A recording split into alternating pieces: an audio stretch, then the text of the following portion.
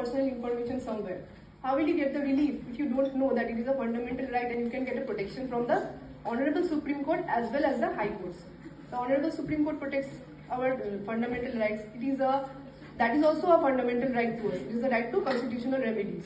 And the Honorable High Courts, they give us the protection under Article 226. What is it? They not only protect our fundamental rights, they also protect our other constitutional rights. What are the constitutional rights? Like right to property, which was previously a fundamental right. Now it is only a constitutional right. It is not recognized as a fundamental right. Fundamental rights are some rights which will never be taken away from you, which we will always have no matter what. But the thing is that there are certain qualifications to these rights. We cannot enjoy them fully. Suppose you say that I have the freedom, so I will say whatever I can. No, you cannot, because anything that goes against the sovereignty of this country, or perhaps you are infringing on someone else's rights, you cannot do that.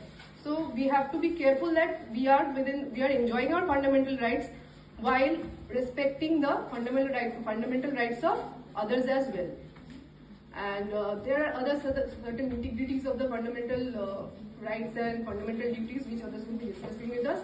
So thank you. Let us all pledge our allegiance to the country and also the constitution of this country. Thank you.